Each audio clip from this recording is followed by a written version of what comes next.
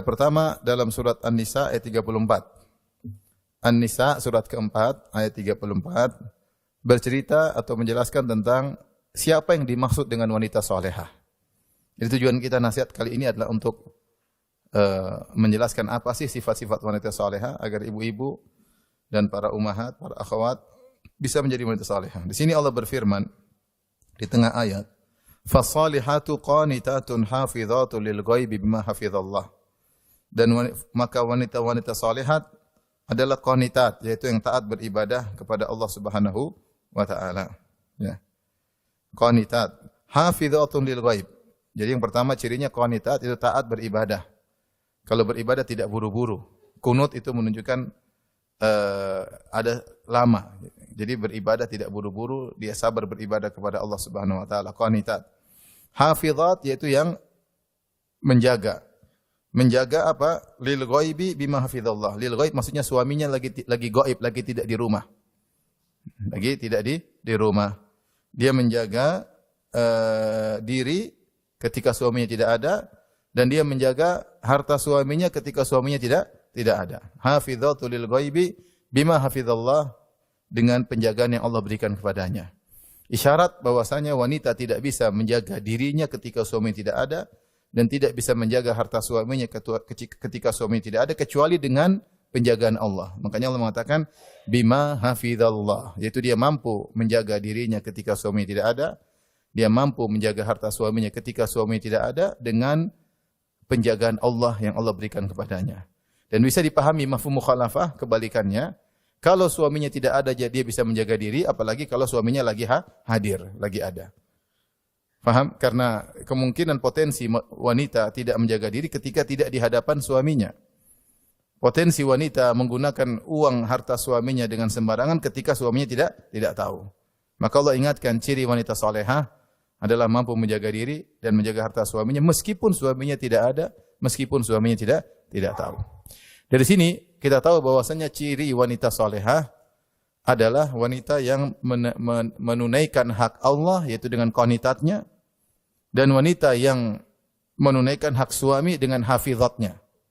Ya, jadi qanitat mengisyaratkan tentang hak Allah, bagaimana dia sabar dalam beribadah, dan hafizat menjelaskan tentang bagaimana dia menunaikan hak suaminya, bahkan ketika suaminya sedang tidak di rumah. Inilah ciri wanita salehah. Kalau orang tanya wanita salehah itu apa? Wanita salehah itu yang menunaikan hak Allah dan menunaikan hak suami, itu yang paling utama. Hak-hak lain itu nomor dua. Yang paling pertama hak Allah, kemudian hak suami. Makanya dalam banyak hadis Rasulullah SAW menggabungkan kedua hal ini. Contoh, Rasulullah SAW bersabda, "Idza shallatil mar'atu khamsaha wa shamat syahraha wa hafizat farjaha wa ata'at ba'laha, qila laha udkhilil jannata min ayyi babin min abwabil jannati syi'ti." Jika seorang wanita salat 5 waktu, hak siapa salat 5 waktu? Hak Allah atau hak suami? Hak Allah, salat 5 waktu. Wa shamat syahraha, dan puasa bulan Ramadan, hak siapa? Hak Allah. Wa hafizat farjaha, dia menjaga kemaluannya, hak siapa ini? Ini dua, gabung. Hak Allah, dia tidak boleh berzina, hak suami dia tidak boleh berkhianat sama suaminya. Paham? Kemudian wa ata'at ba'laha, taat kepada suami, ini hak siapa? Hak suami. Maka ketika dia bisa menggabungkan hak Allah dan hak suami, dia tunaikan, qila laha, dikatakan kepadanya, masuklah surga dari pintu mana saja yang kau kehendaki. Jadi wanita, itulah wanita salehah. Tugasnya menunaikan hak Allah dan hak suami. Ustaz yang tidak punya suami gimana? Ya sudah, itu bahasanya beda nanti. Ini yang punya suami. Baik. Demikian juga dalam hadis kata Rasulullah SAW, "Lau kuntu amiran ahadan an yasjuda li ghairillah la amartul mar'ata an tasjuda li zawjiha." Kalau aku boleh memerintahkan seorang untuk sujud kepada Allah, maka aku akan suruh wanita sujud kepada suaminya. Kemudian Rasulullah SAW menyampaikan di akhir hadis, "La tu'addil mar'atu haqqallah hatta tu'addiya haqqa zawjiha." Atau kama qala Nabi sallallahu alaihi wasallam. Tidak mungkin seorang wanita menunaikan hak Allah sampai dia menunaikan hak suaminya. Sampai menunaikan hak suaminya. Jadi dia harus menggabungkan keduanya, hak Allah dan hak suaminya. Dari sini kita akan pada kesempatan yang berbahagia ini kita akan menyampaikan ayat-ayat yang terkait dengan hak Allah dan juga terkait dengan hak suami. Ya. Kita fokus ayat-ayat terkait hak Allah dan ayat-ayat terkait dengan hak suami. Taib. Terkait dengan hak Allah banyak disebutkan dalam surat Al-Ahzab, ya.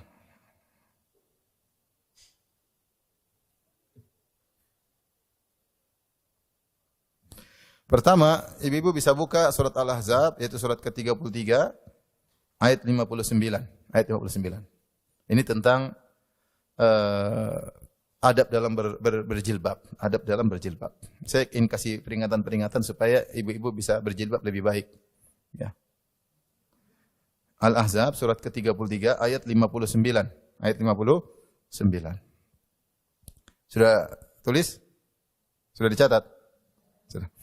Allah berfirman, "Ya ayuhan nabi, wahai nabi, qul li azwajika wa banatika wa nisa'il mu'minin." Wahai nabi, katakanlah kepada istri-istri kalian, istri-istrimu, wa banatika dan putri-putrimu, wa nisa'il mu'minin dan wanita-wanita kaum mukminin. Termasuk antunna sekalian semuanya nisa'il mu'minin.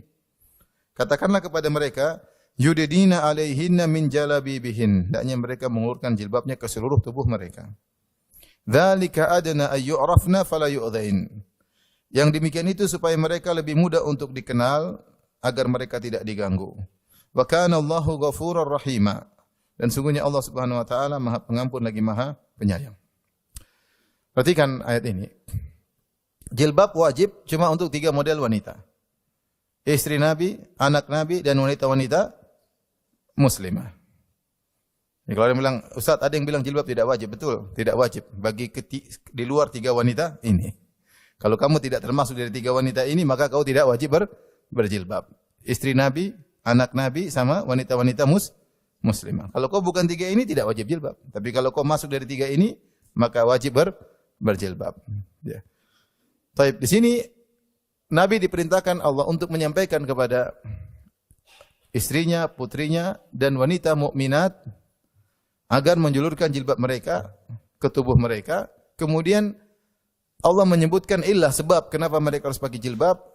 Dzalika adna ay yu'rafna fala yu'dzain. Agar mereka dikenal sehingga mereka tidak diganggu. Apa maksudnya?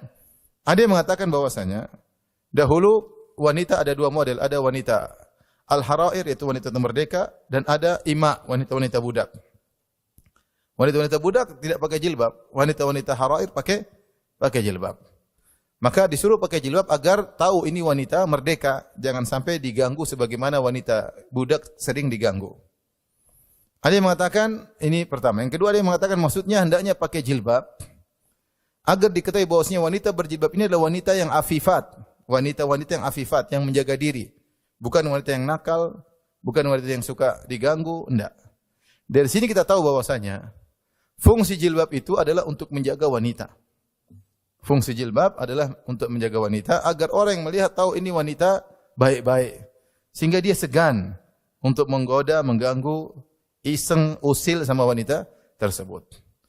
Dari sini para ulama menjelaskan ketika wanita memakai jilbab, jilbabnya harus menggambarkan akan hal ini. Bukan jilbab yang malah menarik perhatian, jilbab yang membuat lelaki semakin memandangnya, atau jilbab yang membuat orang iseng untuk menggodanya. Ya, maka ketika memakai jilbab harus jilbab yang syar'i yang mewujudkan tujuan ini. Kenapa saya sampaikan hal ini? Karena banyak jilbab-jilbab sekarang tetapi justru menarik perhatian. Justru menarik apa? Perhatian. Makanya Nabi SAW menyebutkan di akhir zaman ada wanita-wanita yang berpakaian tapi telanjang. Ya. Kata Rasulullah SAW, sinfani min ahlin nari lam arahuma. Ada 2 model manusia yang sekarang belum ada, nanti akan muncul dan mereka 2 golongan manusia termasuk penghuni neraka Jahannam. Ya. Yang satunya adalah rijalun ma'ahum asyatun ka'adnabil baqar yadribuna bihan nas.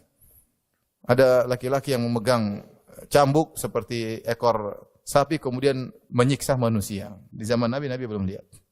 Kemudian yang model kedua yang masuk neraka, nisaun kasiyatun ariyatun ma'ilatun mumilatun ru'usuhunna ka'asnimatil bakhtil ma'ilah Kata Nabi SAW, yaitu wanita-wanita yang berpakaian tapi telanjang. Ma'ilatun mumilat. Ma'ilah itu jalannya berlenggak-lenggok, mumilat menarik perhatian. Kepala mereka seperti punuk-punuk unta. La yadkhulunal jannah, wanita ini tidak masuk surga. Wala yajidna rihaha, dan mereka tidak akan mencium aroma wangi surga. Baik, di sini Rasulullah menyebutkan wanita-wanita berpakaian tapi telanjang.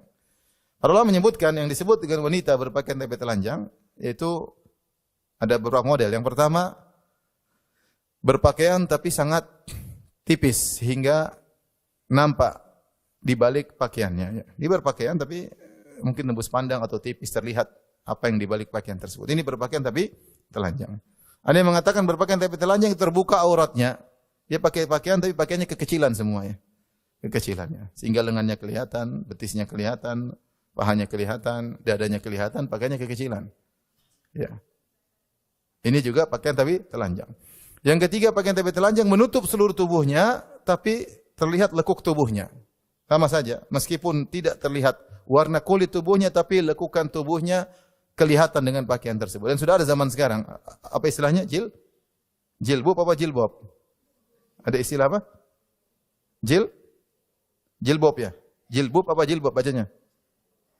Mengerikan, sudah ada zaman sekarang ya. Ini kita sering lihat di Jakarta, pakaian jilbab tapi benar-benar ketat press. Seperti baru masuk di alat press. Sehingga terlihatlah stalaktit dan stalagmit. Kelihatan benar-benar press benar. Tapi tidak ada terlihat kulitnya sama sekali. Tutup benar tapi benar-benar press. Enggak. Ini contoh wanita berpakaian tapi telanjang. Kemudian Rasulullah SAW berkata, Ma'ilah. Ma'ilah itu dia jalan berlenggak-lenggok. Kenapa menarik perhatian? Mumilat yaitu membuat lelaki pada melihat. Di antara bentuknya, ru'usuhunna ka'asnimatil bakhtil ma'ilah. Rambut mereka seperti ada punuk unta. Yaitu ini salah satu contoh. Sehingga ketika dia berjalan ada di atas kepalanya mungkin sanggulnya terlalu tinggi sehingga semua orang melihat. Intinya yang saya sampaikan, namanya jilbab yang syar'i itu bukan jilbab yang menarik apa? Perhatian. Di antara pakaian yang dilarang oleh Nabi sallallahu alaihi wasallam adalah pakaian syuhra, itu pakaian yang menarik perhatian. Kata Nabi sallallahu alaihi wasallam, "Man labisa libasa syuhrati fid dunya, albasahu Allahu libasal madhammah yaumal qiyamah." Siapa yang memakai pakaian syuhra itu menarik perhatian di dunia, maka Allah akan membuat dia memakai pakaian kehinaan pada hari kiamat kelak. Apa pakaian ketenaran? Ada yang mengatakan terlalu indah sehingga menarik perhatian. Ini satu. Atau terlalu buruk sehingga juga menarik perhatian. Dua-duanya pakaian syuhra. Makanya kalau kita lihat sejarah Nabi SAW, Nabi SAW pakai pakaian seperti sahabat yang lain. Sampai kalau Nabi lagi bikin pengajian, dulu Nabi duduk di bawah bersama para sahabat. Kalau ada orang datang dari luar, mereka bingung, Muhammad yang mana? Karena pakaian Nabi sama, modelnya sama. Sampai akhirnya para sahabat mengatakan, ya Rasulullah, bagaimana kalau kita bikin semacam gundukan, sehingga kau duduk di atas gundukan tersebut, kalau ada orang asing datang, langsung mengenalmu. Oh, ini Rasulullah SAW. Kenapa mereka tidak tahu mana Nabi, mana yang lainnya? Karena pakaiannya apa? Sama dengan yang lainnya. Demikian juga Nabi SAW ketika berhijrah dari Mekah menuju Madinah, maka Nabi berhijrah dengan Abu Bakar As-Siddiq radhiyallahu anhu. Dan banyak kaum Ansar yang belum pernah lihat Nabi dan belum pernah lihat Abu Bakar As-Siddiq. Ketika Nabi masuk di Madinah, mereka menyambut Abu Bakar. Mereka kira Abu Bakar itulah yang Nabi. Mereka nyambut Abu Bakar, mereka salam Abu Bakar. Abu Bakar juga diam-diam aja, mungkin bingung yang diapain. Ketika Rasulullah SAW duduk, kemudian ada terik matahari, Abu Bakar menaungi Nabi, baru mereka tahu ternyata Nabi yang satunya. Kenapa? Karena pakaian Nabi sama dengan para sahabat yang lainnya. Maka ibu-ibu yang dirahmati Allah Subhanahu wa taala, dengan dunia fashion sekarang yang begitu tersebar. Dan saya tahu ibu suka dengan keindahan, tidak mengapa, yang penting jangan terlalu berlebihan. Jangan terlalu berlebihan. Pakai pakaian yang kemudian menarik perhatian ya. Kadang-kadang pakai cadar tapi ada kupu-kupunya. Ya, jangan. Sehingga orang semua lihat. Saya ingin lihat. Karena tujuan jilbab itu supaya tidak dilihat, supaya tidak orang segan melihat, bukan malah semakin dilihat. Maka semua pakaian yang dipakai, atribut-atribut, aksesoris-aksesoris yang dipakai oleh wanita yang berlebihan. Kita di Indonesia sih warna biasa saja, warna merah, kuning, hijau biasa. Karena kita di daerah kita seperti itu, wanita pakai warna apa saja boleh ya. Tetapi kalau warna tersebut terlalu menarik perhatian, seperti seorang pakai baju kemudian warna-warninya terlalu banyak, merah, kuning, hijau di langit yang biru, akhirnya orang lihat, maka ini sudah tidak syar'i lagi. Sudah tidak syar'i lagi. Maka ingatkan, saya tahu ibu-ibu suka dengan fashion ya. Istri saya juga suka dengan fashion ya. Putri-putri saya juga suka dengan keindahan, tapi jangan bablas. Jangan apa? Bablas sehingga memakai pakaian yang malah membuat lelaki melirik. Ya, jangan ya. Kalau di tengah-tengah ibu-ibu mungkin tidak jadi masalah, tapi kalau di luar maka sebaiknya dihindari. Maka berusaha menggunakan jilbab yang syar'i. Apa fungsinya ibu-ibu kalau pakai jilbab syar'i? Fungsinya ibu-ibu kalau pakai jilbab syar'i di luar, pahala mengalir terus. Pahala mengalir terus. Sebagian ulama mengatakan tidak seperti lelaki. Kita laki-laki pakai baju biasa aja. Tapi wanita keluar pakai jilbab syar'i, pahala jalan terus. Kenapa? Karena dia sedang menjalankan perintah Allah Subhanahu wa taala. Di tengah-tengah para wanita yang tidak pakaian syar'i, dia pakai pakaian syar'i, pahala ngalir terus. Nah, ini kemuliaan bagi para wanita. Dan sebab diampuni oleh Allah Subhanahu wa taala, maka di akhir ayat Allah mengatakan wa kana Allahu ghafurar rahima. Sungguhnya Allah Maha Pengampun lagi Maha Penyayang. Allah nyuruh ibu-ibu begitu karena sayang sama ibu-ibu. Supaya ibu tidak rusak hatinya, diganggu oleh laki, dididik oleh lelaki. Ada laki-laki main mata, ada yang kemudian ganggu. Dan Allah Maha Pengampun, dengan seperti itu ampunan berjalan. Pakai jilbab sebab diampuni oleh Allah Subhanahu wa taala. Pakai jilbab syar'i, pahala terus berjalan. Ya. Maka ibu yang suka fashion tolong direm-rem ya. Jangan bablas ya, jangan bablas ya. Maka ini peringatan ibu-ibu, jangan sudah pakai bagian sudah indah-indah kemudian dipajang di medsos. Kalau medsosnya anggotanya semua perempuan mungkin masih oke, tapi siapa yang bisa? Banyak laki-laki namanya ternyata namanya Sari. Sari. Sari siapa? Sarifuddin ternyata. Masuk dalam grup namanya Sari, ternyata Sarifuddin. Tapi ini yang pertama terkait dengan jilbab, dan ini hak Allah Subhanahu wa taala. Allah suruh ibu-ibu pakai jilbab itu karena sayang Allah. Wa kana Allahu ghafurur rahima. Allah ingin ibu-ibu diampuni oleh Allah, dan Allah sayang kepada ibu. Pakai jilbab itu kasih sayang. Demi Allah ibu-ibu yang pakai jilbab yang syar'i itu yang bahagia. Bukan ibu-ibu yang kemudian keluar sana, keluar sini, bicara sama laki-laki, kontak sama laki-laki, dilirik sama laki-laki. Apa bahagianya begitu? Jadi pusat perhatian, pingin diperhatikan. Ini wanita begini tidak bahagia, tidak bisa fokus karena tujuan dia ingin diperhatikan sama lelaki. Ya. Suami di rumah tidak dia perhatikan, malah pingin lihat laki-laki, pingin dipuji laki-laki, pingin dibilang, bagus jilbabnya. Ya. Cadarnya menarik. Bagaimana bahagia? Bahagia itu di rumah, ciptakan keindahan bersama suami. Taib, ini yang pertama. Yang berikutnya,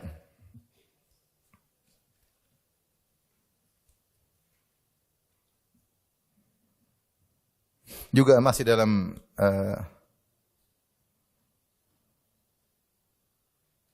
surat Al-Ahzab.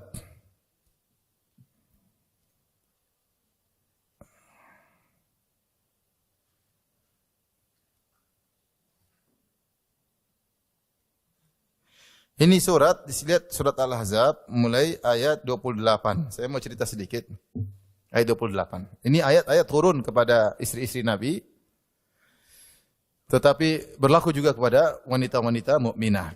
Disebut dengan ayatut takhyir, yaitu Nabi menyuruh istri-istrinya untuk milih Nabi atau milih dunia.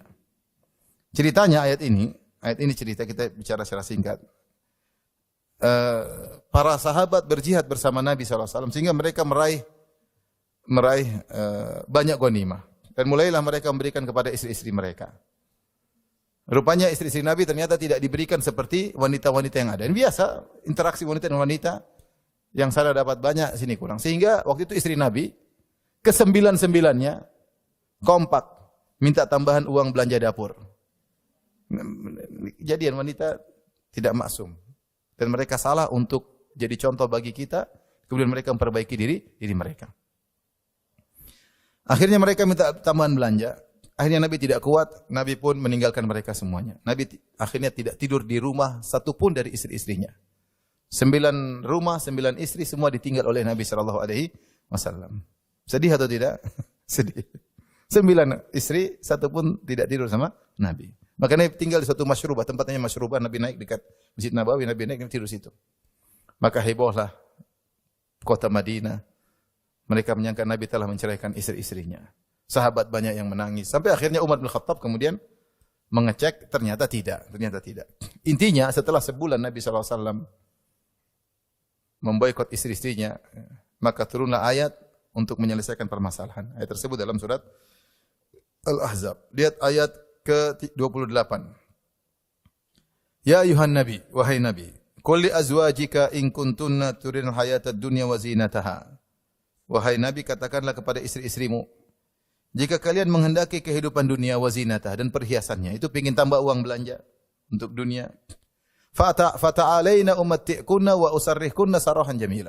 Maka kemarilah, aku akan berikan buat yang menyenangkan kalian. Mut'ah, aku berikan kepada kalian hal yang menyenangkan, harta. Tetapi habis itu wa usarrihkunna sarahan jamila. Aku akan menceraikan kalian dengan cara baik-baik, enggak usah ribut-ribut. Aku kembalikan kepada orang tua, selesai. Enggak usah ribut-ribut. Kasih harta, selesai. Artinya, kalian kalau begini caranya, tidak pantas menemaniku. Tidak pantas menemani Nabi SAW. Ini pilihan pertama. Kalau mau harta, silakan. Ini, kemudian selesai. Wa in kuntunna turidallaha wa rasulahu wad daral akhirah. Tapi kalau kalian berkehendak, menghendaki Allah dan Rasulnya, dan surga darul akhirah, fa innallaha adda lil muhsinati minkunna ajran azima. Maka Allah siapkan bagi wanita-wanita yang muhsinah, yang salihah di antara kalian, ganjaran yang agung.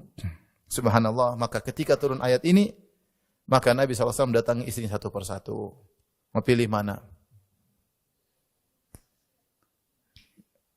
Aisyah saya mengatakan, ya Rasulullah, tidak usah tanya, saya pasti pilih Anda. Kata Nabi, tanya dulu kedua orang tua, musyawarah. Kata Aisyah, enggak perlu musyawarah ya Rasulullah, saya pilih Anda. Semua istri Nabi akhirnya pilih Nabi SAW. Siap hidup susah bersama Nabi SAW. Ya. Sehingga setelah itu Allah melarang Nabi untuk menikahi wanita yang lain setelah 9 istri Nabi semuanya ridha dengan kehidupan Nabi. Yang ingin saya sampaikan kepada ibu-ibu, jadilah wanita yang orientasinya akhirat. Jadilah wanita orientasinya akhirat. Semua kita suka dunia, tidak ada yang tidak suka dunia. Kita semua suka rumah yang bagus, kita suka dengan mobil yang bagus, suka dengan baju yang bagus. Ya. Kalau Allah berikan, alhamdulillah, gunakan sarana untuk bertakwa kepada Allah. Tapi jangan sampai orientasi kita dunia. Jadi masalah setiap ketemu, ngomongnya tentang dunia terus. Ada mobil model baru, ada ini model baru, ada dompet model baru, ada tas model baru, ada model baru terus. Pembicaranya dunia terus. Kalau buka Instagram yang dibuka, tas model baru, branded ini namanya otaknya dunia. Otaknya dunia. Lupa kalau rambut sudah pada putih. Otaknya dunia. Sampai kapan mau begini kehidupan? Harusnya kita mulai menata diri orientasi kita akhirat. Didik anak orientasi akhirat.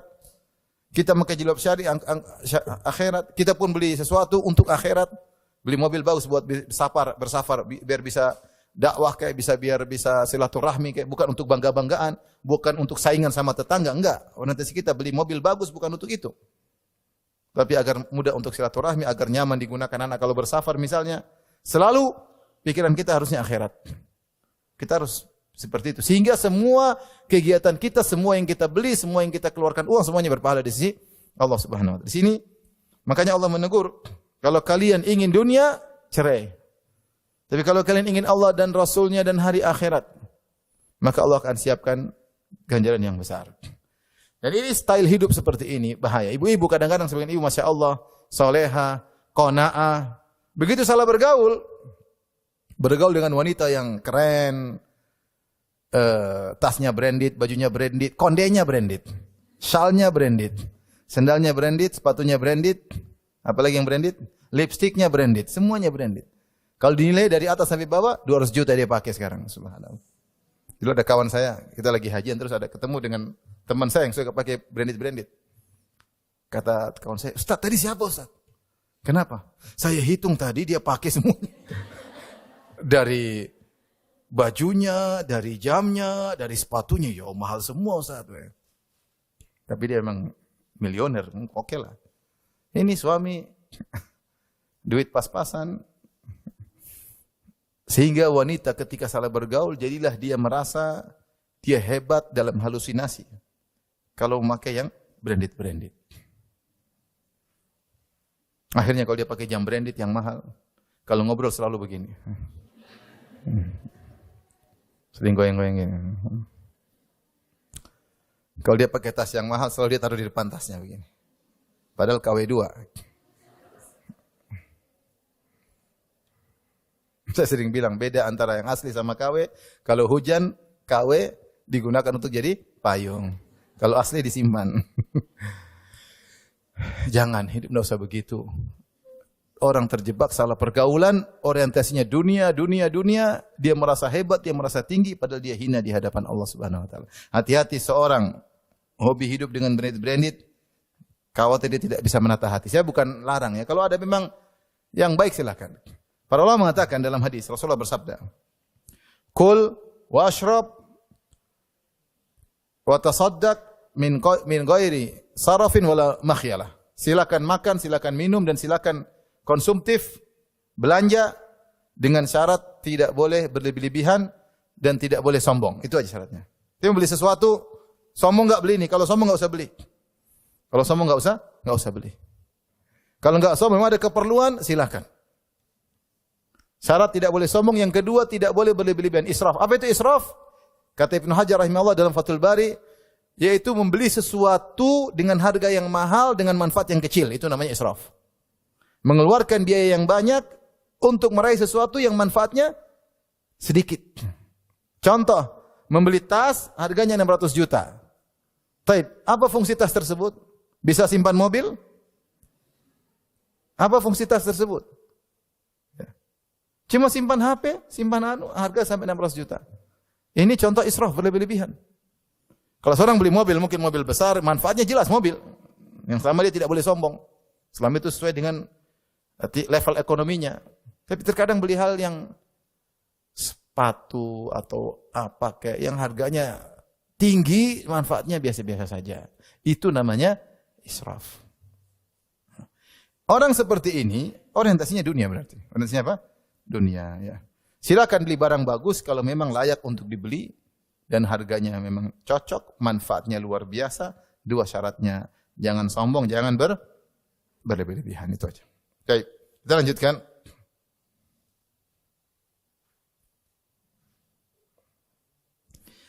Ayat ke-31 Al-Ahzab ayat 31 Allah berfirman, "Wa may yaqnut minkunna lillahi wa rasulihi wa ta'mal salihah nu'tiha ajraha marratain wa a'tadna laha rizqan karima." Siapa di antara kalian yang taat kepada Allah, kunut taat kepada Allah. Kunut sabar dalam beribadah kepada Allah Subhanahu wa taala. Dia kunut beribadah karena Allah dan Rasulnya dan beramal saleh. Maka kami akan berikan kepada dia pahala ganjaran 2 kali lipat. Ini terkait dengan istri-istri Nabi. Wa atadna laha rizqan karima, dan kami siapkan baginya rizki yang mulia, maksudnya surga. Maka seorang wanita berusaha punya amal soleh. Kesehariannya hendaknya punya amal soleh. Buatlah jadwal rutin amal soleh ibu-ibu. Karena kalau ibu-ibu tidak menjadwalkan diri, maka terkadang waktunya terbuang-buang, umur terbuang-buang. Maka ibu-ibu jangan lupa bikin jadwal. Saya habis sholat subuh, zikir pagi, petang. Habis zikir petang, saya baca Al-Quran meskipun 2 halaman, 3 halaman. Tapi harus bikin target. Jam sekian bikin alarm, sholat duha, 2 rakaat, 4 rakaat, bikin. Bikin kegiatan. Pertama berat, lama-lama ringan. Lama-lama ketagihan. Saya ulangi. Ibadah itu, pertama berat. Lama-lama ringan, lama-lama ketagihan. Kalau enggak lakukan kayak ada yang kurang. Target. Salat duhur, jangan lupa qobliyah dan ba'diyah. Ya. Kalau sudah salat asar, mulai zikir petang, jangan lupa. Ada sisihkan uang untuk sedekah. Ada waktu untuk silaturahmi, menjenguk ayah, menjenguk ibu, menjenguk kakak, menjenguk adik. Ini semua amal soleh. Kalau enggak bisa jenguk, telepon. Ada waktu telepon kakak adik, telepon. Sehingga dalam segala waktu kita berusaha untuk dapat pahala untuk punya amal soleh. Wanita soleha jangan bengong. Saya nasihati wanita soleha, jangan sampai dia bengong, diam, nggak tahu mau ngapain. Jangan. Kalau dia bengong nggak tahu ngapain, akhirnya mulai dia buka YouTube. Buka YouTube, akhirnya berita artis dia nonton, berita Korea dia nonton. Kalau ibu bengong, zikir. Astagfirullah, astagfirullah. Kenapa saya bengong? Astagfirullah, astagfirullah, subhanallah, alhamdulillah. Wala ilaha illallah, Allahu akbar. Kalau bengong lagi, telepon mama. Mak, gimana kabarnya? Mak, niat silaturahmi. Bengong lagi, telepon kakak. Sekarang murah, WhatsApp gratis. Telepon kakak, telepon adik, telepon ponakan. Gimana kabarnya? Bengong lagi, jenguk tetangga. Jangan ngerumpi. Tetangga dengan niat untuk menjaga ukhuwah karena kita berbuat baik sama tetangga. Bengong lagi bikin makanan. Buat apa? Buat suami datang pingin makan yang enak. Jangan sampai bengong begini ya. Jangan sampai bengong. Tidak ada kegiatan. Jangan sampai umur kita terbuang tanpa amal soleh. Ini perlu perjuangan. Sehingga rasakan bahwasanya umur saya ini terbatas. Setiap detik yang saya lewati akan mendatangkan kebahagiaan saya di alam barzah, di akhirat. Setiap detik yang saya lewati akan mempengaruhi level kebahagiaan kita di alam barzah maupun di akhirat kalau kita masuk surga. Karena jangan sampai, apalagi ibu yang sudah berumur, yang sudah mulai umur 50 tahun ke atas, yang sudah terlihat keriput di wajahnya, di tangannya, di pipinya. Maka hati-hati, umur tinggal tidak banyak lagi. Jangan sibuk-sibuk nonton berita, nonton ini, komentar yang enggak ada faedahnya. Enggak ada. Jadi beramal saleh. Semakin banyak amal saleh, semakin bahagia kita di dunia, di alam barzah dan di akhirat. Ya. Saya sering sampaikan kisah saya ketika saya menguburkan ibu saya. Ada seorang dokter, dia baik sekali. Dia kalau ibu saya sakit dia datang ke rumah, kemudian dia rawat, terkadang dia malah bawain oleh-oleh dan dia tidak mau dibayar. Selalu begitu. Sampai akhirnya ibu saya kena Covid, rahimahullah, kemudian meninggal dunia. Dia meninggal dunia, saya kasih kabar. Itu akhirnya setelah saya sholatkan, dikubur. Dia datang siang-siang, pagi-pagi, waktu duha. Kemudian dia ikut ke kuburan, kemudian dia dekat kuburan, kemudian dia ikut semuanya. Ketika selesai, saya terima kasih lah, dia sudah perhatian. Saya bilang, terima kasih dok, jauh-jauh capek-capek dari rumah, panas-panas. Kata dia langsung, dia ngomong ketika kita sedang di kuburan, saya baru kuburin ibu saya. Dia bilang, tidak Ustaz, saya tidak capek Ustaz. Ini bukan buat Ustaz, ini buat saya. Karena kalau saya dikubur, saya yang pertama kali merasakan kebahagiaan amal soleh saya ini. Subhanallah. Itu masuk di hati saya waktu itu. Luar biasa. Benar. Benar. Kita harus bercapek-capek di dunia. Ya. Maka, siapa yang beramal soleh, akan diberikan ganjaran yang besar oleh Allah Subhanahu wa Ta'ala. Ibu-ibu, jangan bengong. Saya ulangi lagi. Jangan bengong. Semua grup yang bikin ibu-ibu bengong, tinggalkan grup tersebut. Semua grup yang bikin ibu-ibu semakin lupa dengan akhirat, tinggalkan grup itu. Kalau ibu-ibu masih umur 30 tahun, masih muda, oke lah mungkin main-main. Ini sudah 40. Sebentar lagi tewas. Maka jangan buang-buang umur. Beneran. Betapa banyak orang mati muda. 30 mungkin masih kita main-main lah, masih muda, masih seger. Udah 40, udah mulai kaki nyut-nyut, kolesterol, asam urat, mulai panggil tukang pijit terus. Dulu sering beli minyak wangi, sekarang beli minyak gosok. Kalau kemana, Abi nitip minyak gosok, bukan minyak wangi lagi. Sekarang Abi nitip minyak gosok. Cap apa, berapa?